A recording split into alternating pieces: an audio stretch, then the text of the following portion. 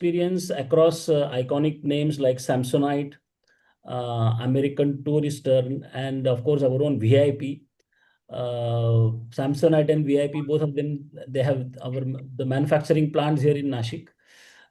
He is now channeling that wisdom into his own startup journey. He spotted a gap, backed his vision, and packed light, quite literally, for an entrepreneurial leap called uppercase. Uh, Let me confess, I come from a conventional side of the tracks, a real world entrepreneur in a hardware world. So terms like, those startup terms like moonshot or cockroach ninad, these terms like dog fooding or hockey stick growth still sound a bit quirky to me. They are very different words for me. And I always imagine startups as a playground for 30 something, youngsters with apps and VC decks. But Sudeep's story really surprised me. Founding startup at the age of 52. Oh, that's something really great. Sudeep was saying he did not start at 25, but Sudeep, yes, you have started 52, keeping the digit the same. Uh, that's not just bold, that's redefining the rules. So, Sudeep, let's start right there. What made you take the leap when most would settle into comfort?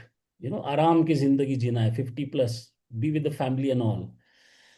And that you founded a startup. Why not take the conventional route of long term value creation instead? Sudeep, over to you.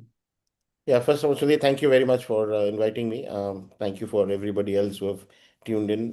Thank you, CII, for inviting me. Interesting question I've been asked many a times.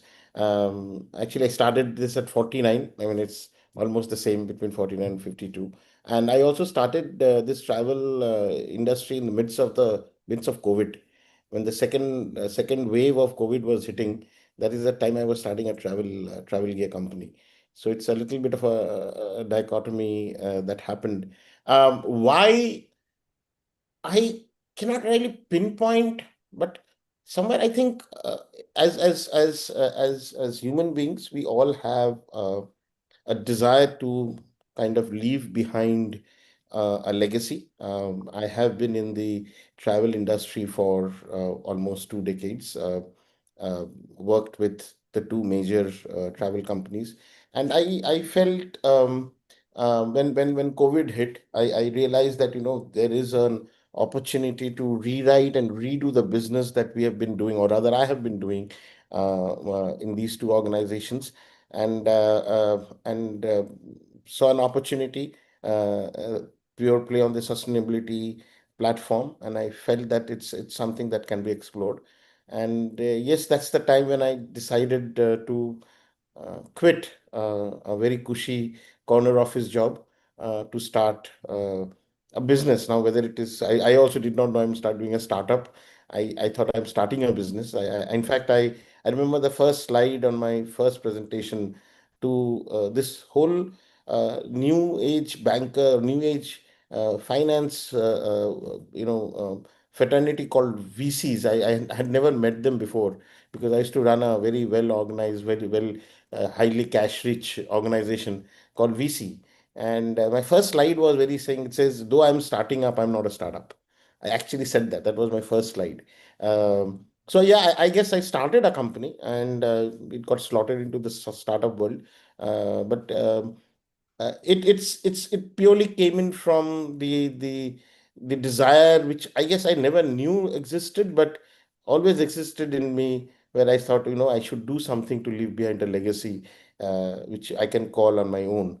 And that is something that, when you are working for an organization, no matter how good you are still part of the organization. That's how it should be. But this one, I can proudly say that I created, and as long as uppercase is there, people will remember, Sudeep Ghosh. So that's how it all started. Oh, that's great. But Sudeep, I was looking for that one particular, especially I know a little bit about uppercase now, and startup in the luggage industry and all. I'm specifically looking for, what was that core problem in the market you wanted to solve with uppercase? Okay. So we know luggage is a byproduct of plastic, right? I mean, whether you are doing hard luggage or soft luggage, it is a byproduct of plastic. And I think here my wife played a very important role. She's always been very high on sustainable living. And she, when we were discussing, and I said, and I need to start off something on my own. She actually put in this whole thing about can we do a sustainable luggage? Now that kind of stayed with me. Initially, I thought it was very difficult. Then we started working and we realize that it's possible. It's difficult. We still have a lot of challenge, and I find that globally, like all categories, there is a large section of consumers, not very large, let me also say, but large section of consumers who do believe that if there is a product which is giving the category codes right, and is sustainable, then consumers prefer to buy that. But what is important is category code. When I say category code, I mean when you're buying a luggage, you can't have a sustainable luggage which is not strong, right? You can't have a sustainable luggage which is not durable. You can't have a sustainable luggage which is not fashionable. So if you are strong, fashionable, and durable, then if it's sustainable, it helps. It's a journey that we have started. Today we do not we sustainability is a support that we give, but someday I hope that I will be able to bring sustainability in the forefront. So what I'm trying to say here is today we sell as great fashionable luggage which are also sustainable. uh, 10 years down the line, I want to sell a sustainable luggage which is also fashionable. uh, the flip is when it'll happen when we get more and more consumers who would probably start believing and coming and paying for it. Yeah, that's really great. So sustainable. I'm underlining this, but I'll come back. I'll get back to you. But Sudeep, your story is really inspiring. So far, whatever you have shared with us, I'm sure the audience also will have a lot of questions for you. So I request the audience to write your questions in the chat box, and Ananta will keep me posted. I prefer on WhatsApp, Ananta, the questions. We will pick a few after, say, around 20 minutes of our talk. So, Sudeep, now that in the first couple of answers we have unpacked, I would say, why of the uppercase, let's turn into how, especially the bold promise you have made. You know, I have a big question, Sudeep. I'm coming from manufacturing. I know what it takes to walk the talk on 100% made in India, which I have read in one of your reports.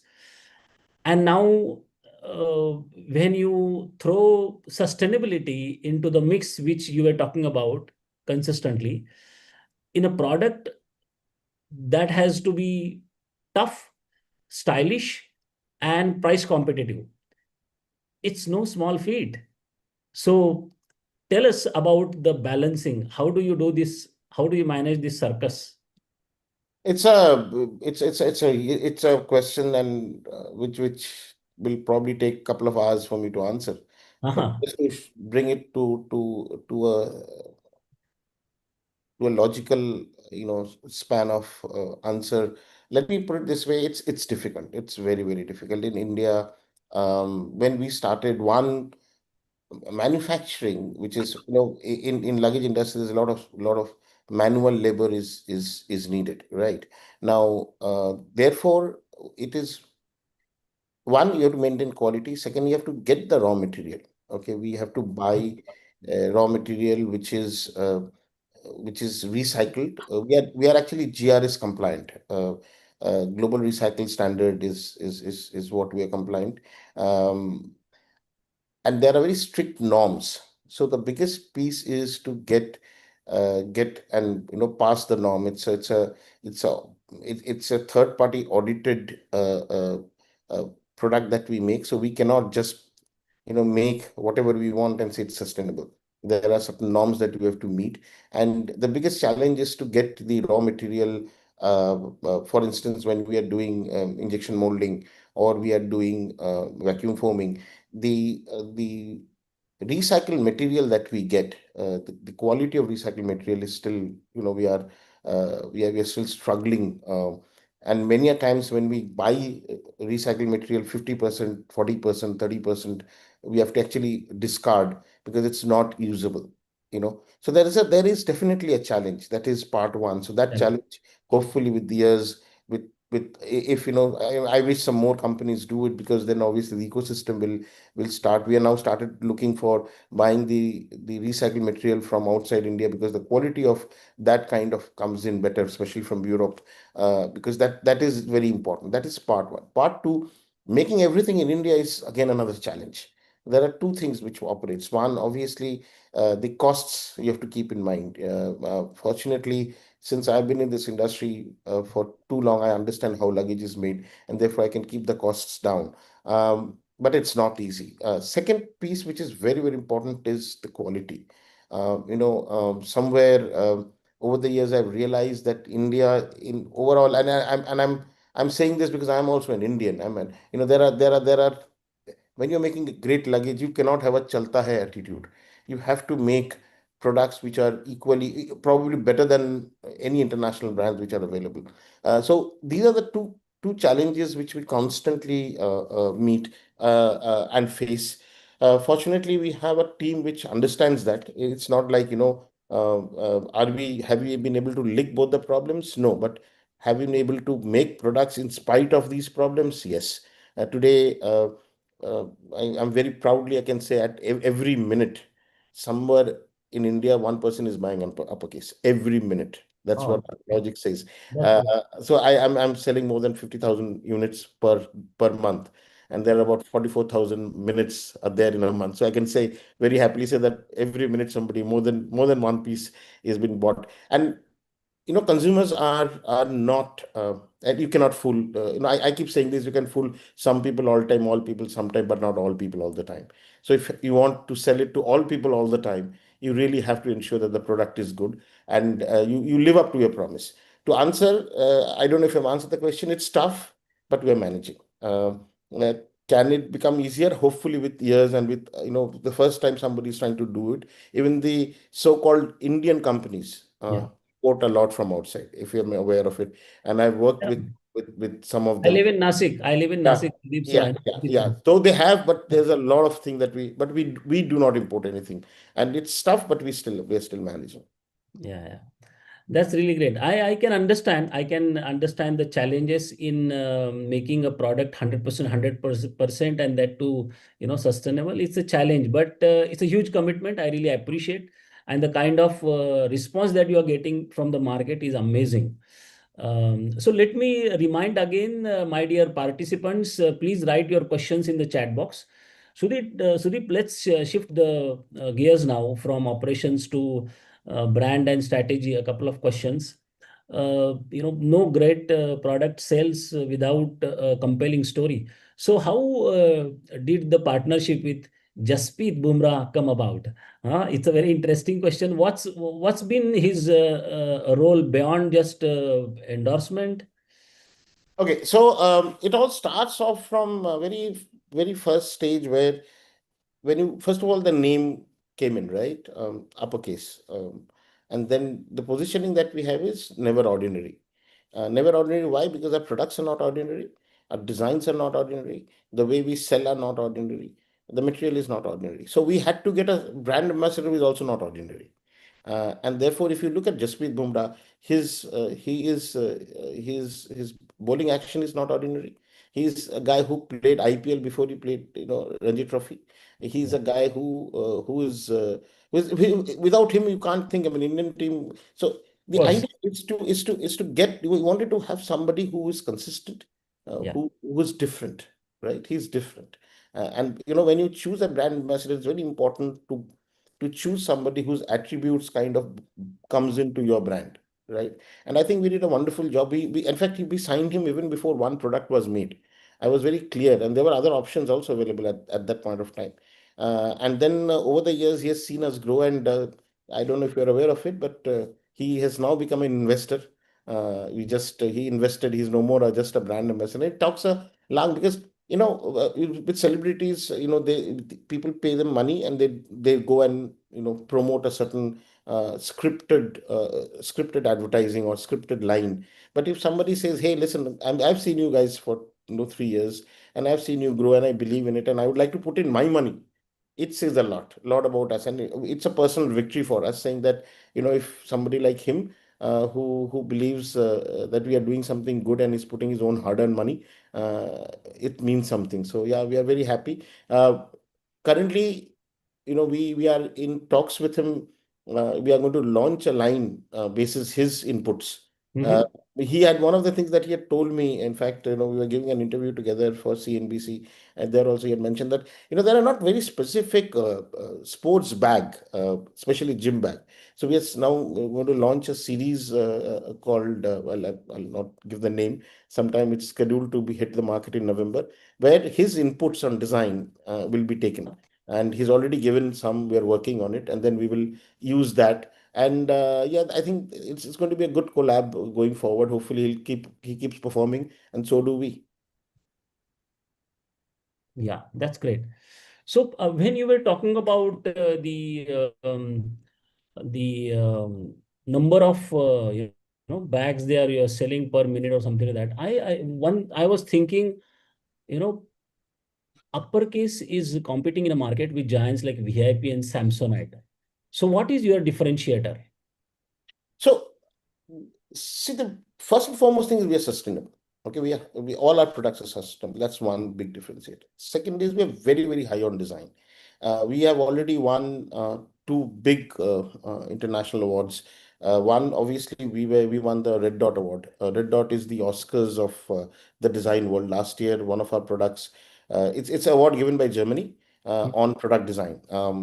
All iPads, Apple. Like last year, along with us, we had Ferrari winning for their Spider model. We had Ducati got for one of their bikes. Yeah. Uh, Kenstar, Whirlpool's brand, they, I think, one of their mixers got it. So the big brands from India, for instance, in past, Titan has won it for their Edge series. It's a very, very big award, and especially for a startup company like us to get it, it was a real big honor. Apart from that, this year, beginning of the year, we were the first Indian luggage company, and very few companies which got featured in the New York Fashion Week. We were invited to present our so we are very high on fashion, right? And we are priced very, very well. We are right in the middle of the system, and I think we are uh, very, very highly priced, very, very well priced Well, in the fine. market. So that's the thing that that's the thing that we are very proud of, and that's how different we are. Interesting.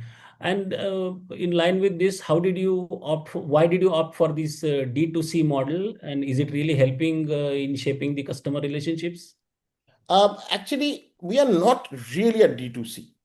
Okay, Mhm. we 50% of our business comes from the website Okay. and Amazon and the Flipkart. We also have 25 stores. We also have 30 distributors. We also have 3,000 dealers across the country. So we are a very well poised organization where we have 50% that is coming from online, and we have 50% which comes from offline. We are consumer direct because everything that we do is based on consumer. In that way, we can say we are direct to consumer, but not to the definition of being a direct to consumer. Oh, okay, okay. Sudeep, you have raised significant capital. Uh, how are you balancing growth with profitability? Oh, the moment you start raising capital, you are on a treadmill. You start running, and your funds are always behind you, rightfully so, because that's what they have done. Um, it's a there are everybody has their own agenda, and you must respect your partners. but there also you have to keep in mind what is good for the organization. What do you want to do for your organization?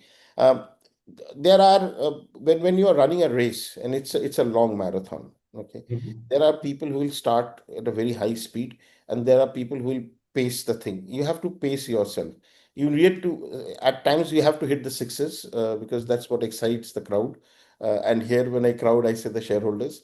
But you also have to keep playing. You cannot be out. You cannot get out. The piece is, growth comes at a price, at a cost, right? And Mhm. the biggest problem with the biggest challenge with a startup is to manage cost. So it depends on when you have to put the accelerator, what you want to promote, you should not happen that you kind of spend all the money hoping for growth, and suddenly you don't see growth and money is gone.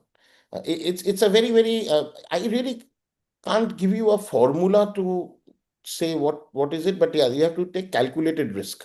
Uh, Mhm. that is what, you cannot be very brash.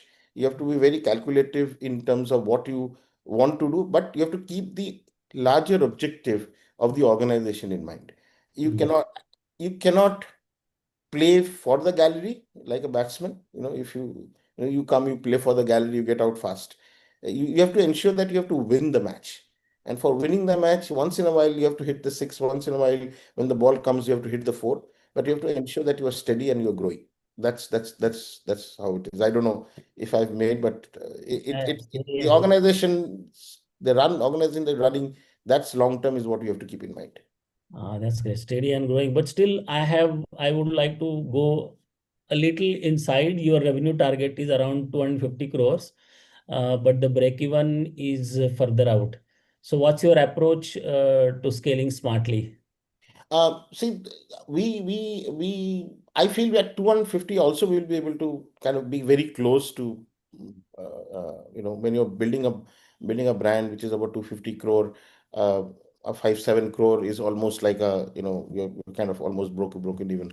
But the way I feel it is, we are building an organization.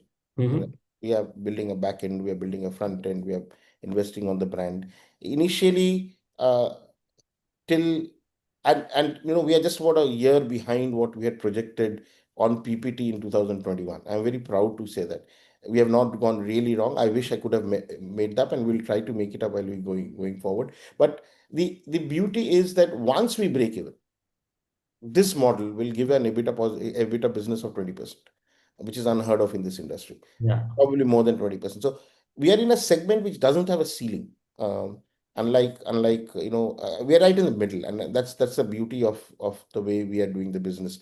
We can always scale up. We don't want to scale down. We can always scale up in terms of the price points. We have very healthy gross margins. Gross margin is something that I don't compromise on. And if the gross margins are right, at a particular volume, you will start making decent. It is where, when the gross margins go down, that is where the problem starts coming. And that is something that one should very, very clearly keep in mind when one is running business. Um, you cannot give up your gross margin for your top line. Gross Mm. margin percentage Yeah. is very, very critical. Yes. And I think you touched a very important point in this answer is you are building an organization.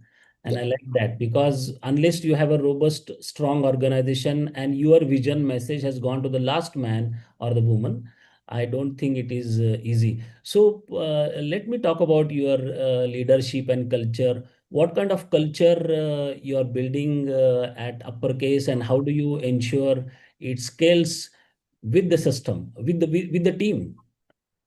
One of the biggest thing, and I used to be a professional before entrepreneur for the first 22 years of my life, and even in that case, I've always felt that we are our own bottlenecks. People become very insecure and do not allow the team to flourish, and the person, uh, he thinks that if somebody is doing well, come and take my job. It doesn't happen that way. I've always felt, and even when I was, the marketing manager, then become the marketing head, then become the marketing and sales head, I've always felt that when I make myself ind- indispensable, the organizations give me better and bigger opportunity. If Yeah. you become that, without you it doesn't work, then it'll never work. And one of the things I think the investors do at a stage that we are in is to see whether I am the asset or the organization is the asset. Yeah. I should not be the asset.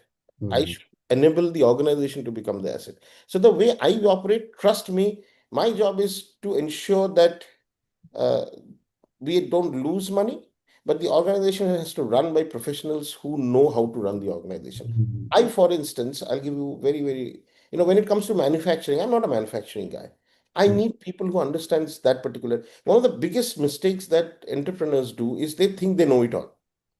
They know it all. Yep. That is something which is very, very wrong. Mm. You are not, you are a human being. If you know it all, you would have become a god.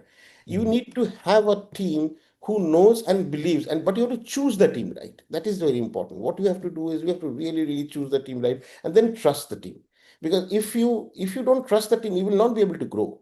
Mm. You will yourself become a bottleneck. And the way we are operating in this organization, the way we build it is tomorrow. And the way, and I really want to create that. In maybe today, they still need me, but another 5 years they should not need me. Mm. If they need me, then I have not done a job. It is very important that to get a team, believe in the team, ensure the team grows, share your wealth with the team. You have not, nobody creates an organization on their own. You need to share, because if you share, it will only grow.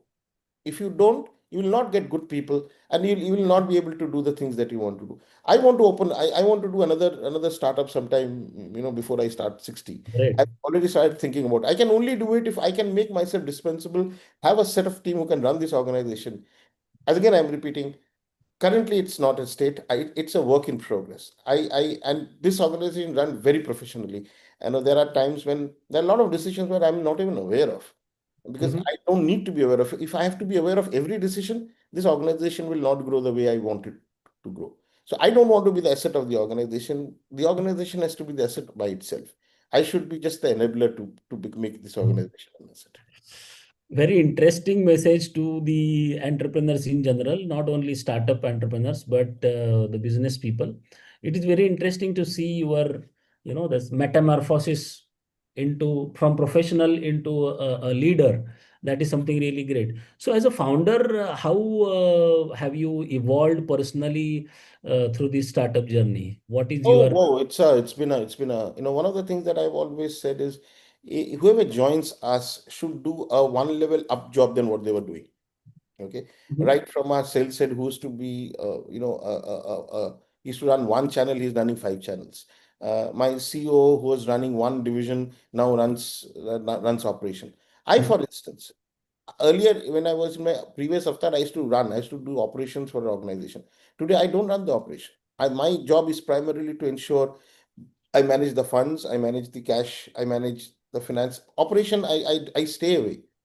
If you ask me what is the next TV campaign which is going on, or what is the campaign which is getting planned, I might have a fair idea, but I will not be able to tell you the story because it's not my job. Yeah. You need to see. One of the things that I have learned is, we have 24 hours in a year, in a day, right?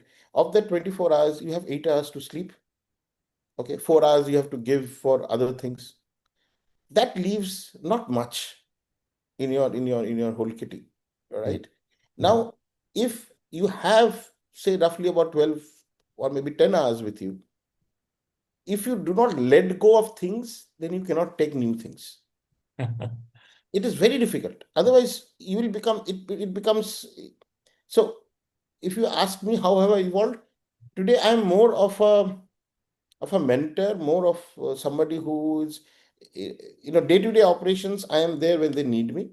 I obviously, it's not like I'm hands off because it's end of the day, we're still at the building stage. But I can assure you in 5 years' time, this organization will run without me. That is my objective, and that is how I am evolving. And it needs a lot of mental strength to Strength. let go. Yeah. Yeah. Without feeling the loss of, um, people get very shaky about this fact. I am not. I've chosen the right guy. I believe in them, and till now, nobody has ever kind of, made that life difficult for me, and I don't think it will happen. So that's how I have evolved, and I think uh, being an entrepreneur also makes me responsible for a far larger, like I'll tell you how. uh, you you have to think of how you, so there are ways of earning money, right? The way I think is, what am I giving back to the society? Hmm. That thought I never had when I was working in an organization, because that was thought by somebody else. Today, I have to think, am I, when I'm making, like Made in India, for instance, that's my thing. Today, through us, directly or indirectly, there are almost 700 or 750 people, 750 families who are dependent on this organization. That's the way to give back to the society. This Correct. sustainability piece, holding it to it. How do I make it better? That is what my job is. My job is not to, launch the next model or launch the next campaign. That's how I've evolved. That's where I have taken up a newer role than what I used to do in my previous as a professional. Interesting. So in line with this, there is a question in the chat box which I Yeah. am taking now in between. I haven't finished my questions, Sudhi, but I will also entertain the audience. How did you go about building your founding team of uppercase? Oh, very nice question. Whoever has asked, thank you for asking. Uh, I even before I went on funding, okay, one advantage that I had was I am from the industry, but I had already earmarked the people that I wanted to work with. Oh, And amazing. there, I actually had to go and present the whole thing, because they were all working for different big organizations. My CEO came in from ITC. My head of design came in from Reliance, right? I had only one person who joined from my previous organization. Uh, my finance guy came in from L&T. So I had already, it's over the years that I've seen them operate, and I have seen, and I knew that if I have these set of people, then they will be able to build in a team which further will build the organization. Yeah, So it's very, very, very, very critical to bring them and again share the wealth with them. That is very important. So yeah, we need to ensure that, and I told all of them, and I stand by it. I said, if we make this organization big, none of them will ever have to work in their life again. They don't need to. If they want to, they can start their own thing, but never ever have to they work. And I we will be so. One is, you bring the right people at the right price, at the right cost, and therefore, I think I saw one of the questions coming. I did not bootstrap. Mhm. Bootstrap for me, um, uh, I am more than happy to hold, say, 25% of $1 billion company. Hopefully, it will be one day. I don't know. Then Mhm. to hold, say, 75% of a 50 crore company. Mhm. So, Yeah, and to make a $1 billion company, if I have to make a $1 billion company in next 5, 7 years, which means in the first 10 years, if I have to create a $1 billion company, I need people. yeah, of You do course. not expect people to come cheap. You need money to build that company. And therefore, I have raised money today. And in very early in my entrepreneurial journey, one of my friends had told me, control comes with competency. Mhm. Today, you if you are competent, uh, you will keep having control of the organization. Mhm. Even if you have 51% mark, share, if you are not in control, then you'll fall flat. Yeah. Yeah, So very important is that you have to you have to control with competency, and therefore, it doesn't matter how much share you hold.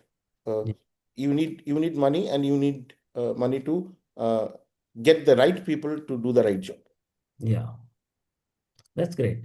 We have another 7 minutes, so maybe Oh, 2 or 3 questions. But I would like to ask a couple of important questions to you, and then maybe we can take a few from the audience. I would like to know your design process. How do you blend form, function, and sustainability? yeah. So first and foremost thing, the material is already, we will not, since the sustainable material is limited, we will not experiment with the material, right? Mm. Um, Tomorrow, for instance, I'm not going to make products out of PET bottles. Yeah. Or rather, sorry, like ABS, for instance, because it doesn't work. Um, Saying that, we have a whole design team in our organization. The third person who joined the core team was the head of design, a lady Mhm. called Nithi Rajora. wonders. She has this all the brands that all the products that you see is created by her and her team. So there's a set of people. We have a marketing team. We, because we are from the industry, we initially knew, but then we do a lot of consumer work to understand, what is it that the consumer. For instance, some of our products have features which are very, very unique. I'll give you one feature which is very unique. Is when you travel, you always have a dirty cloth, right? And Yeah. what you do is you take the hotel laundry bag and put it in, and sometimes the bag is smells of petrol and or kerosene, depending upon how much what they're making from. All our bags come in with a built-in laundry pouch, right? Now that's the kind of small consumer insight that we knew. We used a lot of AI agents to listen to what consumers are asking, what kind of blue. If it's the blue, then what kind of blue they are looking for. Now those are inputs which go into the brief, and therefore the product that comes out rarely fails. That is the whole piece on which we operate, and therefore it's working, and we are very proud that design plays a very, very important role in overall building the business. Oh, that's great. So, in line with this, when as we are talking about product and sustainability, there is a question from the audience, which is very interesting. How do you communicate sustainability to customers who may prioritize price or design first? Yeah, fantastic. Again, as I said, today we do not communicate. So what we have done is, an organization, we have said 20% of our time and money will be put on sustainability. So if I'm making five creatives, one creative will be on sustainability. The Mhm. five will be on either design, feature, weight. Even the last campaign happened like that. So we have started investing on sustainability, and we have said we can only afford to do it 20%, because end of the day, we have to live today to live tomorrow, right? We have to sell our products today to sell our products tomorrow. And to sell our products today, if I only talk about sustainability, nobody's going to buy. Today, Yeah. we need to talk about the category nuances, which is design, which is durability, which is made in India, kind of thing that we promote. We also say we are also sustainable. All our bags, for instance, have comes with a tag saying how much plastic bottles has been used to make this bag. So those are subtle ways of communicating to the consumer, because we very clearly know that today nobody is going to pay you for sustainability. Sustainability is a support. Someday, as I said in my previous thing, 10 years down the line, I would like to bring it right in the front. But it's not the time now. So, so customers need to realize it's their social responsibility also, I Yes, think. it'll Yeah. it'll take some time. It'll take some time. So, Sudeep, do you see Indian brands gaining global recognition in the premium utility space in near future? Absolutely. The other vision that I have, and that's something that I will try to do. I don't know how much whether it'll happen within my operational, or when I am around, or somebody else will come and do it. Is I want 60% of this company's revenue to come from out of India. Oh, that's great. And that is why the sustainability will play a part. Ambi- We're putting up our entire value chain, the back end, the factories that we're putting in, because to play the international game, you need to have control over the quality and over the price. So we're putting up our factory. One factory that we're putting up in is Nasik. We have one in Rudrapur. So the idea is to manufacture and create the quality that you want. It's not going to be easy, because that is where we're going to fight the best of the best, which is the Chinese and the Vietnamese and the Taiwanese. But I think in India also we can make great luggage. Initially there will be challenge, but I don't think that's something that we cannot not do.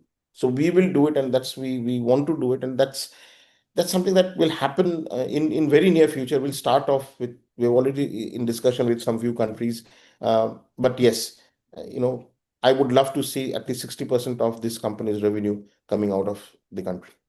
Oh, that's great. And in back home in I mean in India, do you see the consumers perception is changed? How do they look today at the luggage and bags differently as compared to what was there 5 years ago?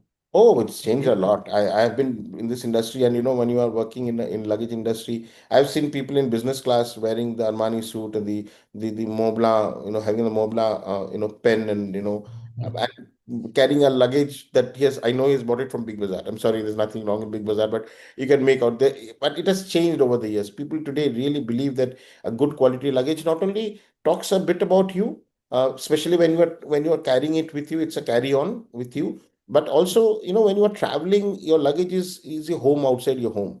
Now, Yeah. when you're building a home, you don't compromise. So when you buy a luggage, you don't compromise. Today, a lot of branded luggages are getting, people are coming and paying their money because they're realizing that in the long run, it is beneficial to buy a good product than, save money there and get into a trouble going forward. Yeah. So where do you see uppercase in next 5 years from now? Only a luggage brand or a lifestyle brand? See, that's we are a luggage company. Okay, Yeah. we will operate on luggage and luggage fashion. Maybe we'll get into some ladies' handbag. We were not currently. I always believe that when you've taken a job, you finish that job before you go into others. So first, let's establish the luggage business. Long way. That itself is pretty a long a tall task to manage. Once we do that, of course, if there is an opportunity, we'll get into something else. But that's a discussion for some other day. Currently, we are pure play luggage company. Would like to get the best of the luggage, the short haul, the long haul. Like, when you say long haul, it is the check-in luggage. Short haul, which is the backpacks, your laptop bags. There are loads of products that can be launched in luggage segment itself. So, we'd like to focus on that. That's great.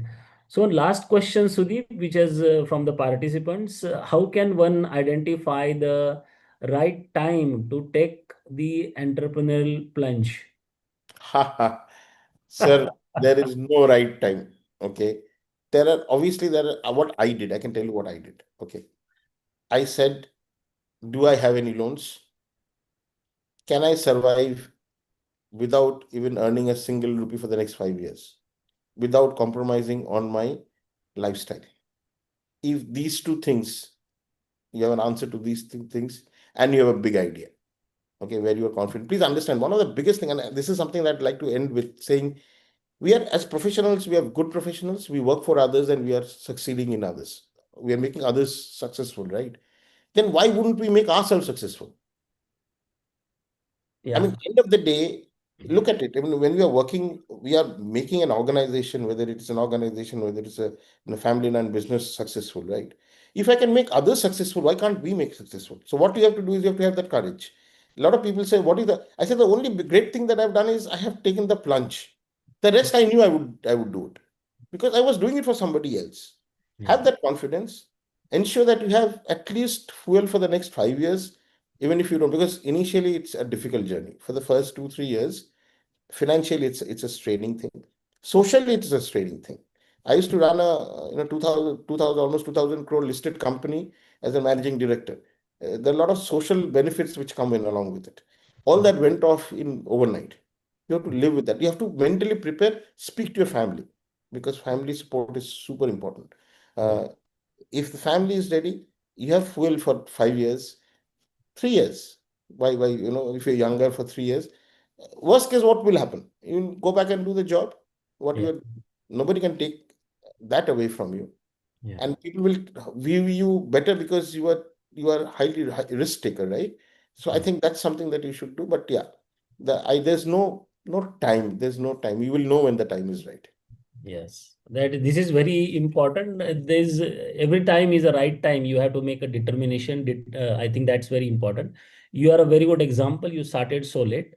Ray Kroc, like people who started the MACD chain, I think he started. He was retired already. He started at the age of 54, 55, and we know MACD where it is now. So this was really interesting, Sudeep. Sudeep, I'm not going to leave you like this. Time for a quick rapid fire. Oh, okay, No thinking, okay, just instinct. Okay, okay, ready? Yeah, okay. yeah, I didn't know this was coming. Okay, yeah, yeah. Thanks to Nidad. I have learned this from Ninad sure. within a couple of minutes. So, backpack or trolley? Trolley, Great.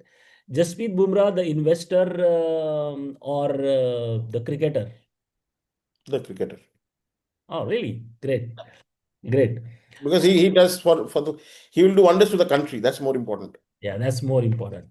So, sustainability or scalability? You have, if you had to choose one. No, I'll not choose both. Both? Yeah, I was expecting that.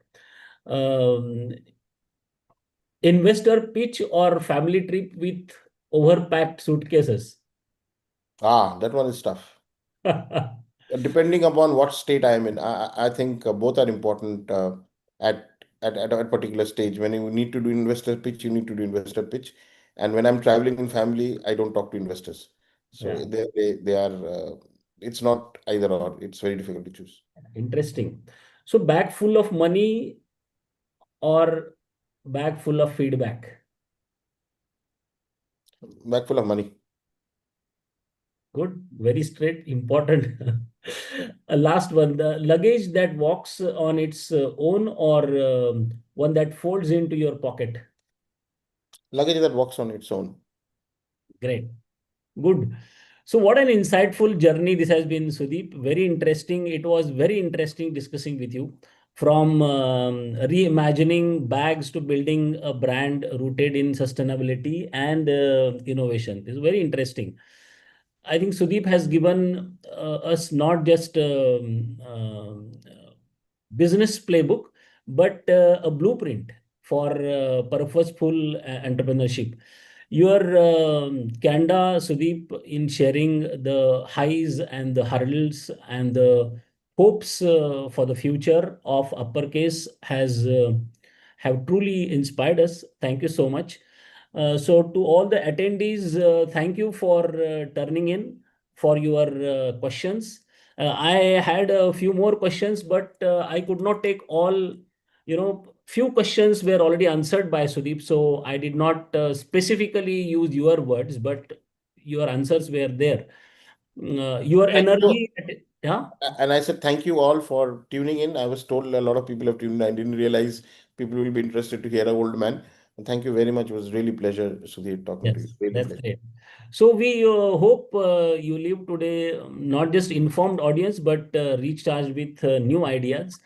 Let me tell you, this Startup Buzz is a weekly talk show being organized by Startup Committee of the CII's Western region.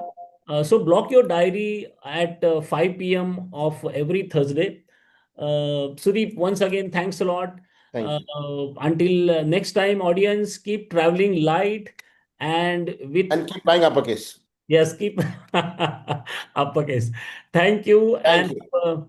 good night. Sudeep, we are going to meet in Nashik, Yes, we will. and that's Yes, your promise. Yeah. that's a promise. Yeah. Thank you. Bye-bye. Thank you so much. Thank you, Nina. Thank you, Ravi. Thank you, Anand, for all the Everyone. Bye-bye. help. Yeah. Bye bye. Bye, sir. Thank you.